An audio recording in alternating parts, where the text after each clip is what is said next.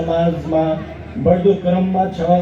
त्यसले गर्दाखेरि हामीले समाजलाई सार्वत्रिक रूपमा परिवर्तन गर्ने किसिमको दुर्व्यसन विरुद्धको अभियानहरू हाम्रो आवश्यकता हो भन्ने देखाएको छ।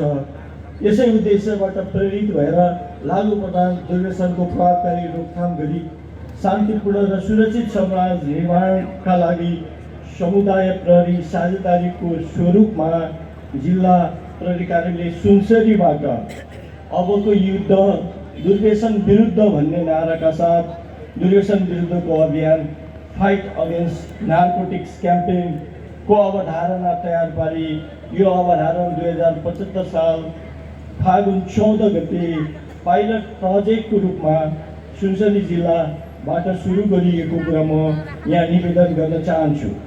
त्यही अभियानको हालसम्मको उपलब्धि यहाँसम्म हामी आइपुग्दा विभिन्न विद्यालयहरूमा 72वटा फ्यान क्लब गठन भइसकेको र त्यो फ्यान क्लबलाई चाहिँ सहजीकरण गर्नको लागि विद्यालय संयोजकदेखि लिएर जिल्लादेखि लिएर वडा तहसम्मका फ्यान कार्य सम्पादन समितिहरू गठन भएर अहिले यहाँसम्म आइपुग्दाखेरि विद्यालयको फ्यान क्लबमा आबद्ध भाइ बहिनीहरूले धेरै राम्रो क्रियाकलापहरू विशेष गरी यो दुर्व्यसन रोकथामको क्षेत्रमा आयाममा चाहिँ धेरै राम्रो कार्यक्रमहरू गरिसक्नु भएको र सँगसँगै बिस्तारै यो कार्यक्रम स्थानीय सरकारले पनि अपनत्व लिएर आफ्नो वार्षिक कार्ययोजनामा समेत समेटिएको र विद्यालयले पनि हाम्रो काम विषयगत शिक्षा मात्र प्रदान गर्नु होइन रहेछ। हाम्रो काम भनेको त हाम्रो समाजको मूल्य मान्यता र संस्कारलाई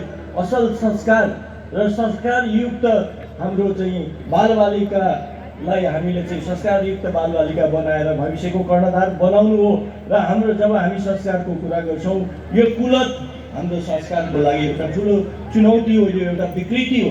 हामी यो समाजलाई यो विकृतिबाट बदल्नको लागि संस्कारयुक्त शिक्षाको आवश्यकता पर्छ भनेर आज विद्यालयले पनि बोध गरेर आफ्नो विद्यालयको कार्यक्रमहरूमा समेत दुर्व्यसन विरुद्ध खास गरी यसलाई यो दुर्व्यसनको जोखिममा परेका भाइ बहिनीहरूलाई बालबालिकाहरूलाई म यहाँ एउटा डाटाबाट यहाँहरूलाई निवेदन गर्न चाहन्छु। 15 वर्षभन्दा कम उमेरका बालबालिकाहरू त्यति दुर्व्यसनको जोखिममा परेका हाम्रो तथ्याङ्कले देखाउँदैन, तर हामी 15बाट 30को बिचमा जाँदाखेरि करिब 75% जति बालबालिकाहरू चाहिँ दुर्व्यसनमा पर्दा रहेछन् हाम्रो डाटाले देखाउँछ। र यो नेपालकै सन्दर्भमा भन्दाखेरि यो 5.06%ले यो दुर्व्यसनको प्रयोगकर्ताहरूको वृद्धि भइरहेको छ। यस सन्दर्भमा भन्दाखेरि हामी जब दुर्व्यसनको कुरा गर्छौँ, दुर्व्यसन भन्दा अगाडि हामीले सोच्नुपर्ने भनेको सेवन हो। सेवन बिना मानिस चाहिँ दुर्व्यसनमा जाँदैन, दुर्व्यसनको कुलतमा मान्छे लाग्दैन। जब मान्छे सेवनको हामी कुरा गर्छौँ, सेवन एउटा मान्छेले हामीले सामान्य अवस्थामा लिइरहेको हुन्छौँ। जब बिस्तारै मान्छेले सेवनलाई बढाउँदै जान्छ, सेवनप्रति चाहना राख्दै जान्छ र मान्छे चाहिँ कुलतमा पर्छ र त्यो अवस्था भनेको चाहिँ दुर्व्यसन हो। त्यस कारण हामीले दुर्व्यसनको बारेमा कुरा गरिरहँदा यसको चाहिँ सुरुवात भनेको चाहिँ सेवन हो। त्यसकारण हामीले यो सेवनलाई नै रोकथाम कसरी गर्न सकिन्छ अथवा जोखिममा परेका हाम्रा भाइ बहिनीहरू जो दुर्व्यसनको जोखिममा छन्, म यहाँ निवेदन गरौँ हाम्रा भाइ बहिनीहरू किन दुर्व्यसनको जोखिममा छन् भने किशोरावस्थाका बालबालिकाहरू मूलत साथीभाइहरूको दबाब, आफूले आइडल मान्ने व्यक्तित्वको सिको, नयाँ अनुभव हासिल गर्ने जिज्ञासु स्वभाव, नशालु पदार्थप्रति भ्रम वा अज्ञानताका कारण दुर्व्यसनमा फस्ने उच्च जोखिममा रहेका हुन्छन्। त्यसै गरी लागु पदार्थको कुलतको सुरुवात राज्य वा समाजले सहज रूपले लिएको खैनी, चुरोट, गुड्का, मदिराबाट हुन्छ। यी लागु पदार्थ सेवन गर्दा भविष्यमा कुलतमा फसिन्छ वा सेवनकर्ता कुलतमा फस्छ भन्ने खतरालाई हाम्रो समाजमा प्राय सबैले नजरअन्दाज गरेको देखिन्छ। लागु पदार्थको कुलत वन वे ट्राफिक जस्तै हो, जहाँ जान त सकिन्छ, फर्कन निकै कठिन छ। त्यसै गरी अर्को एउटा सत्य दुर्व्यसनको फैलावटको प्रवृत्ति यो गुणात्मक स्वरूपको हुन्छ। एकबाट एक जोडेर दुई होइन, एकबाट एक जोडेर 11 हुन्छ यसको प्रवृत्ति र यो तीव्र गतिमा फैलिन्छ। त्यसै गरी अर्को एउटा कटु सत्य लागु पदार्थको गैर कानुनी कारोबार सङ्गठित प्रकृतिको हुन्छ। यसका कारोबारीले सुनिश्चित ढङ्गबाट बलियो सञ्जाल मार्फत लागु पदार्थको गैर कानुनी कारोबार गर्दछन् र निर्दोष बालबालिकाहरूलाई उनीहरूको निर्दोष अवस्थाको फाइदा उठाउँदै कुलतमा फसाउँछन्। त्यस कारणले यो जुन दुर्व्यसन एउटा कहाली लाग्दो अवस्था र यसको फैलावट, यसको वृद्धि दर 5.6% रहेको छ। त्यसलाई बोध गरेर हामीले यो समाजमा धेरै कुराहरू हामीले परिवर्तन गऱ्यौँ र हामी एउटा विकसित अवस्थामा आइसकेको सन्दर्भमा फेरि हाम्रो समाज, हाम्रा कलिला भाइ बहिनीहरू यो दुर्व्यसनको शिकार भइरहेको हुनाले अब हामीले दुर्व्यसन विरुद्ध हामीले छिटफुट सानातिना कार्यक्रम र छरिएर कार्यक्रम गरेर हुँदैन।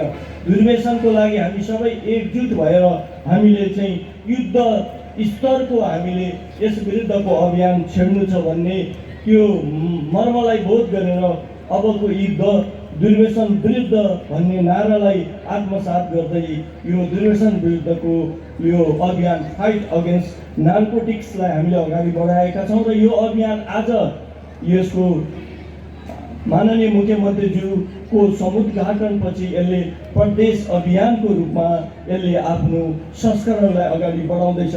हामी दुर्व्यसनको विरुद्ध किन युद्धको रूपमा हामी युद्ध स्तरमा उत्रिनुपर्छ भने यसको रोकथाम तथा नियन्त्रणको लागि हामी सबै योद्धा बन्न जरुरी छ। योद्धा जस्तै मनोविज्ञान बनाई सबै हामी एकजुट भएर युद्ध स्तरकै तयारी, सहकार्य, अग्रसरता र निरन्तरता दिन जरुरी छ। दुर्व्यसन रोकथाम तथा नियन्त्रण सबैको सरकारको विषय भएकोले प्रत्येक व्यक्तिले, सरकारी तथा निजी सङ्घ संस्थाले आफ्नो व्यक्तिगत वा संस्थागत कामभन्दा उच्च महत्त्व दिएर म यहाँहरूलाई पुनः ध्यान आकर्षण गराउन चाहन्छु। हामी प्रत्येक व्यक्तिले, सरकारी तथा निजी सङ्घ संस्थाले आफ्नो व्यक्तिगत वा संस्थागत कामभन्दा उच्च महत्त्व दिएर दुर्व्यसन विरुद्धमा हामी अग्रसर हुन जरुरी भएको छ। अनि मात्र हामीले यो भयानक युद्ध जित्न सक्छौँ, अर्थात् लागु पदार्थ दुर्व्यसनलाई रोक्न सक्छौँ। लागु औषध नियन्त्रण राष्ट्रिय नीति एउटा हाम्रो मार्गदर्शक दस्तावेजको रूपमा रहेको छ।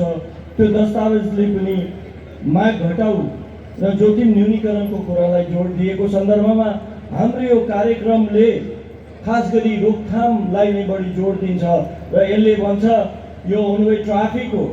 त्यसकारण हामीले दुर्व्यसनमा फस्नै नदिनको लागि विशेष गरी हाम्रो जोखिममा परेका बालबालिकाहरूलाई लक्षित गरेर खालि बालबालिकाहरूलाई हामीले दुर्व्यसन गर्नु हुँदैन भन्ने होइन, ती बालबालिकालाई नै दुर्व्यसन विरुद्ध एडभोकेट बनाउने हो।